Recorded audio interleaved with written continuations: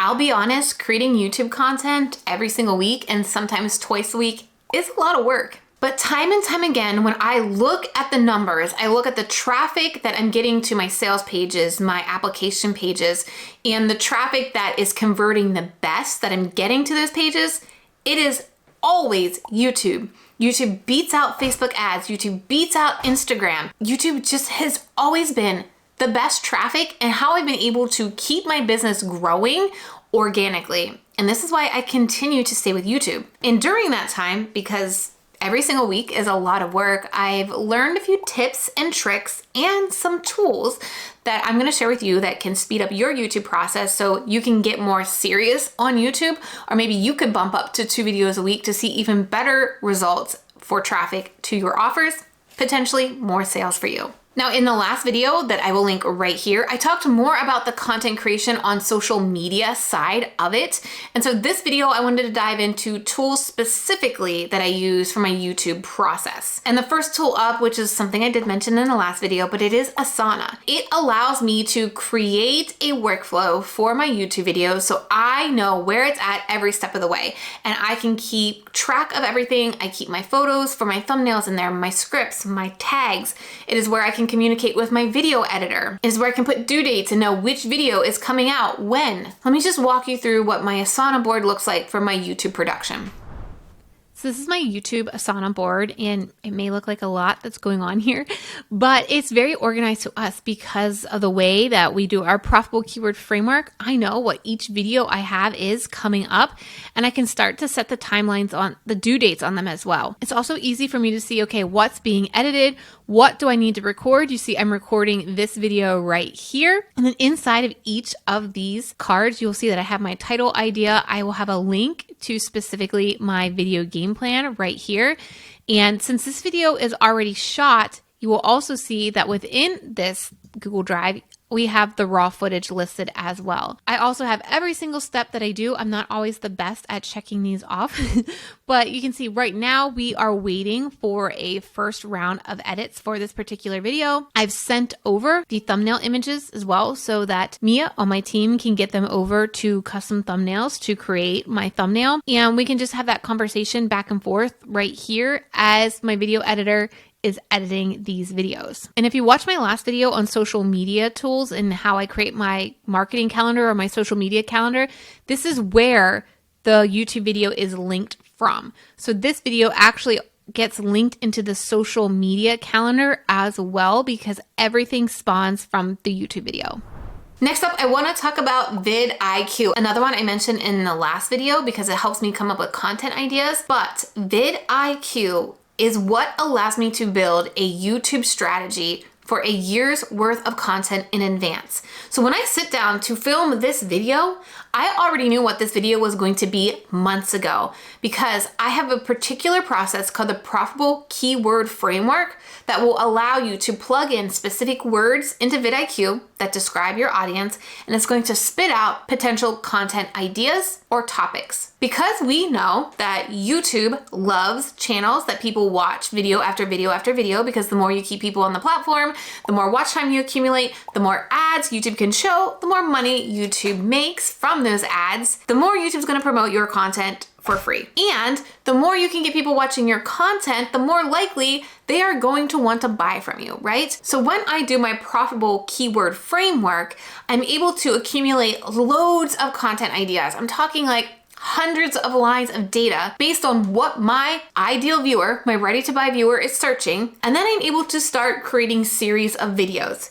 My most recent series, I will link right here, is all about how to use YouTube in your business. And it has about 6 videos in there that follow a viewer's journey so that they'll want to watch video 1, and then 2, and then 3, and then 4. And when they get to the end of that series, that bingeable series, there is a very strong call to action to leave the platform and apply to work with me. And so VidIQ allows me to pull all of this data specific to YouTube search so that I can create a year's worth of content ideas into a strategy for YouTube that will grow my YouTube channel, send more traffic to my offers, and make me more money in my business. Now, this profitable keyword framework, I share and work with my clients inside of my YouTube coaching experience. If you want me to help you hands-on in this process, go check it out at trenalittle.com/apply. We do not accept everybody because I am so hands-on with my clients inside of there. There's a lot of other benefits inside of the YouTube coaching experience as well. And if you're not sure if that's the next best step for you, if you grab a seat inside of my workshop, Profit Per View, I will show you how I do the profitable keyword framework, and you can leave that workshop knowing exactly what I do in this process to develop a year's worth of content ideas. If that's the step you want to take next, go to trenalittle.com/PPV to get your seat in the next live Profit Per View workshop. This is what VidIQ looks like when you have an account. And again, I use VidIQ basically for my content planning, and I only use it, a big chunk of it, when I create my full-on content plan for the year, because there's a lot of data harvesting that I will do. And then each time I'm creating a new video, like today, I'm creating a video on YouTube tools. So I'll look up here in YouTube tools to grow a channel. And what I'm looking for is, what are some other words or phrases that I could associate this particular word with? I see right now that this is a great topic. That's why I did it, because when the research I did and my profitable keyword framework told me or showed me that this was it and why I chose to do this particular video. But when I am optimizing this and I'm writing the content specific for this video, I could potentially find some other words that I could link into this. So maybe I could also add in VidIQ for this particular tool as well. That also shows me maybe I want to do a follow-up video on VidIQ if this does well. TubeBuddy, because spoiler alert, I will be talking about them as well. And so it just, again, gives me a full-on direction of, for people who are searching YouTube tools to grow a channel, these are some other things that they are also searching or that they are also interested in. Now, I have this video that I'm going to link up here where I go into a specific detailed process of how I do the profitable keyword framework that you can watch next. Now, on the flip side of VidIQ, there is also TubeBuddy, which is another tool specific for YouTube. And now I always get asked, do you recommend VidIQ or TubeBuddy? I'm sorry, but I use them both. What I love about TubeBuddy is the optimization process. And one of the biggest tools that they've recently released that I really enjoy is the thumbnail analyzer. And we always have multiple thumbnail concepts when we create our YouTube videos before we even film them. And so having these multiple options, when we upload the video, we can put our thumbnails into this thumbnail analyzer, and for the AI to basically tell us which one it thinks it's going to do better. Same thing with the title generator. Sometimes you're just stuck on a title and you want to find a way to make it a little bit better. Again, the title generator is such a huge benefit because it allows me to get out of my head and come up with a title idea that I may not have thought of before. There's also two more things that TubeBuddy does that I really enjoy too, and this is basically after you've done your video, is the A/B testing of your thumbnails and titles as well. I'm always looking for ways to optimize my work. I don't just put my videos on YouTube and just let them sit there. I want them to continue growing. So to be able to A/B test is really important for me. And then recently in their beta, they have suggested shorts. So they will tell you what part of your video that they would suggest would be best for a short. Now, this doesn't mean I'm doing YouTube shorts, but it allows me to go to that specific place in the video to see what am I talking about? What specifically are people most interested in, which allows me to then think about content that I may create organically in Instagram stories or reels. It's not that I'm using the suggested shorts to create shorts on YouTube yet, because I'm just not sold on shorts yet, but I'm using it to streamline and make content ideas easier for other platforms like Reels and Stories. So a lot of what I use TubeBuddy for is actually after the research phase, and I'm optimizing it here. I mentioned the thumbnail analyzer. Now this is what I love because we are able to put up multiple thumbnails and it is going to determine which one would be better for us. So this is the first initial one that the YouTube algorithm shows from our video, a screenshot. And these are 4 that we actually created. And it told us the one that we have right now is a 26% improvement compared to just the screenshot. And you can see some of the other ones we did were even less effective than the thumbnail that YouTube chose. The other things I talked about as well is suggested shorts, and this is going to pull out parts of the video that had a retention increase. And you can see from minute marker 5 and 5 seconds to 5 and 20 seconds, there was a 57% retention increase. So what I would do is I would go back into this video and figure out what specifically I was talking about here. Should I turn that into another video? Should I talk about that on social media? That's going to help me understand what my audience is interested in. And it also pulls up other suggested shorts from other videos as well to, again, let me see what my audience here on YouTube is actually interested in and what increases their attention here on YouTube. This is with the A/B testing that I talked about earlier. And then here is our title generator where I can say, okay, I maybe want to try a different title for this. It will generate ideas. Take it with a grain of salt, do what you need to do, but it could provide me a new idea for a title that I didn't think about. So it's getting thrown off by BTS, which is behind the scenes, but maybe it is behind the scenes, how to batch content for YouTube in 4 video sessions. That doesn't make sense, but maybe it's how to batch content for YouTube, 4 videos in 2 hours. So I could change that a little bit different. Get your behind the scenes look on how to batch content for YouTube. I could change that a little bit. But again, it just helps you come up with more ideas here using TubeBuddy. Another tool that has really sped up my YouTube creation process in ideation. Sometimes it's hard to come up with a thumbnail concept or a title idea to get started with your video. And so Chat GTP has been huge. Chat GTP can also do a great job of creating your description box content.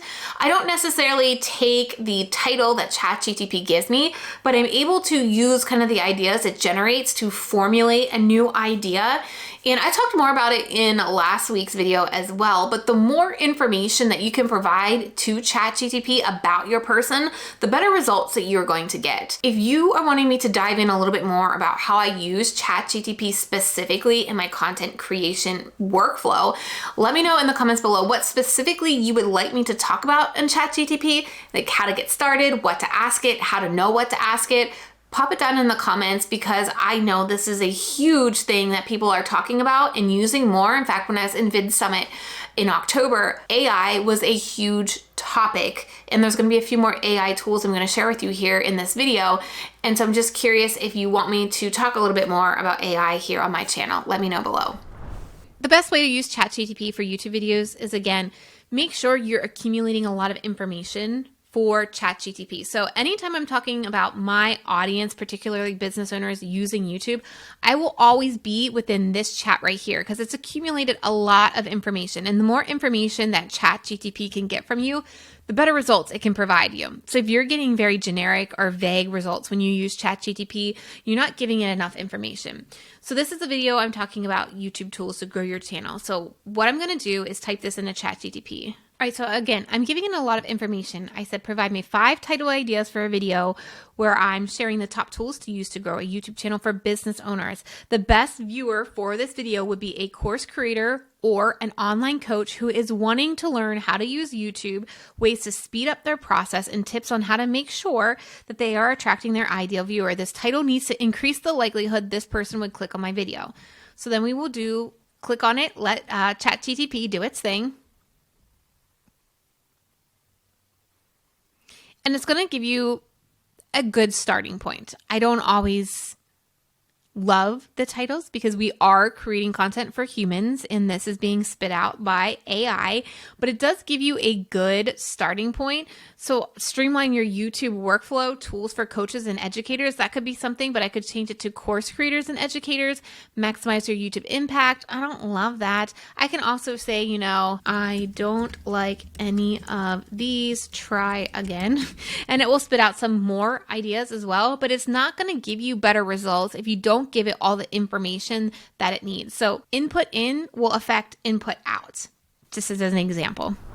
Next up is how I'm able to create good thumbnails, and that is through custom thumbnails. Now, this is an editing agency ran by Justin and his wife, and I have used this agency for all my thumbnails for the last at least year. When we ran our YouTube agency for clients, we had them create their thumbnails as well. I really like this because this is what they specialize on. They understand thumbnails. They know what's gonna work best on thumbnails. And as long as you give them a direction and and feedback on what you really want, they're able to create some amazing thumbnails. And again, it's not something that I have to think about doing anymore. We just upload my photo that I take and we get those thumbnails that we love. And they are pretty affordable. The prices are on their website, and if you're only doing 4 videos a month, it's pretty affordable. This is Custom Thumbnails homepage, and you can see Justin and Cassie here. You can also get a little bit more information about what they do. As far as pricing, if you just need 4 designs a month, it's $127 a month. I can go in and show you my particular account and how we get our thumbnails created. So this is a thumbnail that we have coming up, and what I do is I provide descriptions of what I'm looking for. I give my thumbnail to them, and then any additional assets that I want. If I have examples of what I want the thumbnail to look like as well, and then I can provide feedback and say, I don't like the way where that green arrow is. So if we make this a little bit bigger, I can say, I don't like where that green arrow is. I don't like this. And then they will provide the edits back. So it makes it really quick and really easy to create these thumbnails. And it also allows you to have consistency in your thumbnails in here as well. All right, next up is my camera that I use, and I am using my phone to show you my camera since I'm recording on it. So we're kind of doing back and forth, because I also think your phone is a great tool as well for YouTube production. I recently did a video that I will link right here where I vlogged this process of filming in a day, and I used parts of it with my phone. So you can see the difference between this particular camera, the Sony ZV-1, and my cell phone. Now, the reason why I do enjoy my Sony ZV-1 is because there is a nice little subtle filter that is on it, and I can have a microphone plugged right in to the camera as well. So my video and my audio file are all one. And I can plug in a dummy battery, which is what I have plugged in right now. So I don't have to worry about my batteries dying, because if you do watch that vlog where I mentioned earlier I use my cell phone, I had a problem with these freaking batteries. And the dummy battery allows me to just record infinitely without running out of batteries and without it getting hot, so I can batch these videos in one day. As far as lighting, I have my ring light that shoots directly on me, and then I have a softbox light right here as well. I do turn on my overhead light in my room as well, and then I get a lot of natural light over here from this window. So that is how I'm getting kind of this brighter look, because I have so much light in this particular room, and it's also a small office space. That's all I really need to do to create lighting. I would honestly recommend, if you need one piece of lighting investment, I would do a ring light, because that's gonna give you the best overall balanced lighting for your videos. Another thing you could do if you're using your phone is this guy right here. I've used it multiple times. It lights up just like this, and it has a couple different colors, but I've used this for reels and stories. You can slide it right over your phone. Now you have like a little selfie ring light right here, and it just gives you better lighting on your camera. And so those are the tools that I would recommend when it comes to lighting. You do want to have decent lighting in your videos for YouTube. What you don't want to do is, I'm going to show you, for example, have the light behind you. So if I move this camera back here and it's so bright, I start to get a little bit off balance, right? I get a little bit darker. Now, because the Sony ZV-1 camera is so good, it will balance this light to look better. But generally what happens is when the light's behind you, your face becomes darker. So you always want to have some type of light source in front of you to make your YouTube videos look better, and you don't have to do post video editing on that color correction. Next is Google Drive. And this is where I store all my footage, basically. One of the big assets to my videos is the B-roll that I've created, and I probably owe my video editor more B-roll footage, but it allows me to add B-roll to my videos that are me instead of getting stock B-roll. And so I, one day a year, will record myself doing different things that I normally do in my business, so I can show you my action of doing it instead of just talking about it. If I tell you how I film my videos, I can show you B-roll over top of it. Or if I'm telling you about how I journal or plan, I can show you B-roll of that, right? And it just makes the videos more engaging. And again, it's reflection of you and your brand, and not necessarily stock image, or videos. Now I also use Google Drive to share my raw footage with my video editor, and then how my video editor is then able to share our final video completely edited so we can upload it to YouTube. I will tell you, I have at least 2 terabytes of storage on my Google Drive. It might be more than that, but we were a video agency for a while. And so our clients were sharing a lot of video footage with us. We were sharing it with our video editors. And so we needed that amount of storage on Google Drive. I will also say, if you are doing a lot of video editing, I've bought Lacy hard drives, and when I use Final Cut Pro or I use iMovie, I make sure it's saving to the Lacy external hard drive because video editing does take up a lot of space on your computer as well. So I try to keep as much video stuff off of my computer and on the external hard drive so it doesn't slow down my computer. Because like I'm seeing right now on my computer, it says save space by optimizing storage. I haven't been good with this recently and my computer is not liking me right now. The other thing I use Google for is my video game plan, how I plan these videos. I talk more about how I plan my videos in my video game plan in this particular video, but every single video you see of me, I've used a Google Doc with specific points in this video that come from that Google Doc template. This is an example of one of my Google Drive folders. You can see I have my Google Doc for the script or the game plan for this video and the raw footage. If we go back to all my social content, you can see that I have this broken up by each date the video is meant to go live. And I mentioned my B-roll library.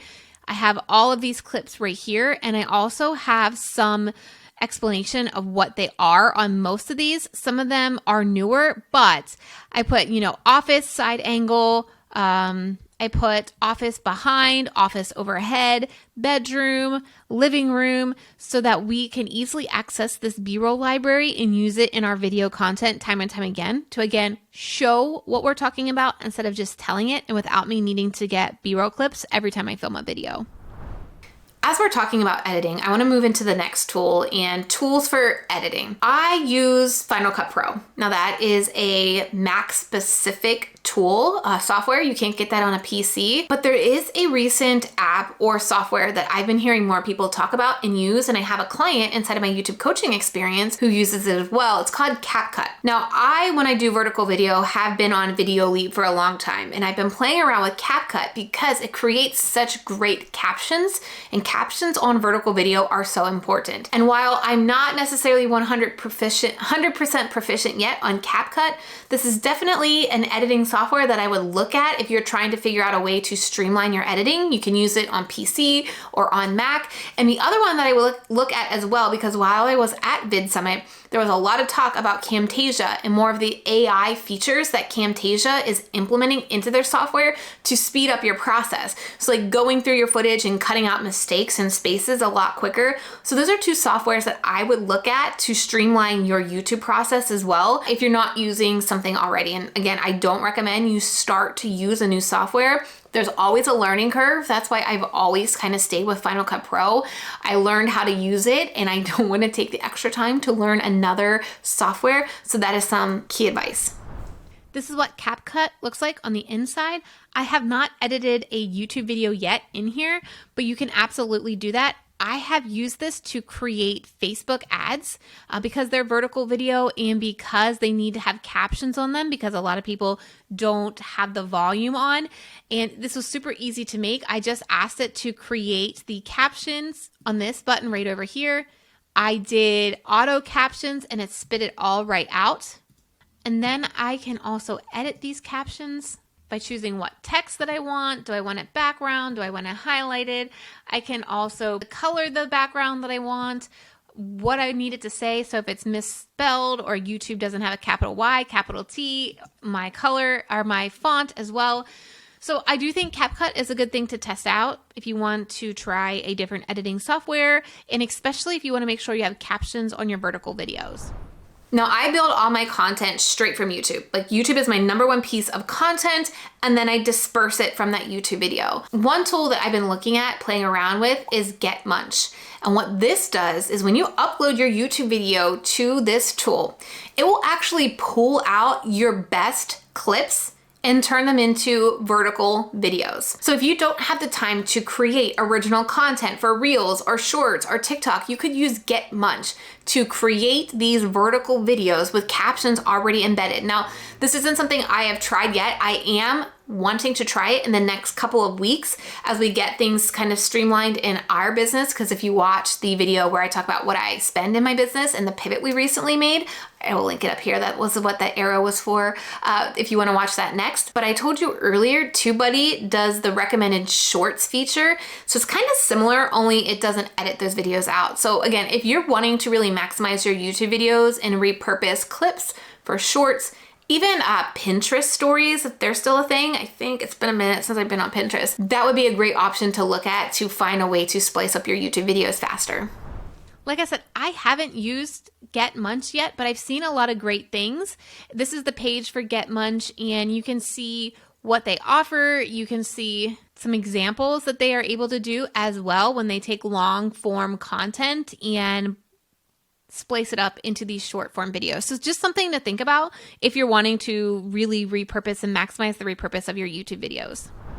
Now there's this one tool that I heard about in Vid Summit that is very interesting. I've also had my friend Brittany Long of the AI Copy Club using this recently, and it's Midjourney. And this is basically Chat GTP for images. So one of the speakers that I heard at Vid Summit literally uses Midjourney for every single thumbnail that he creates. He creates his thumbnail through AI.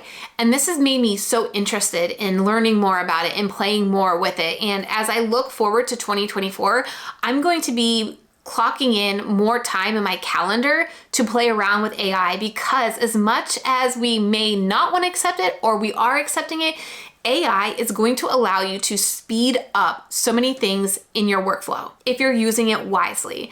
And I think Midjourney has such a huge opportunity for anybody who's wanting to speed up their YouTube process, their YouTube production process.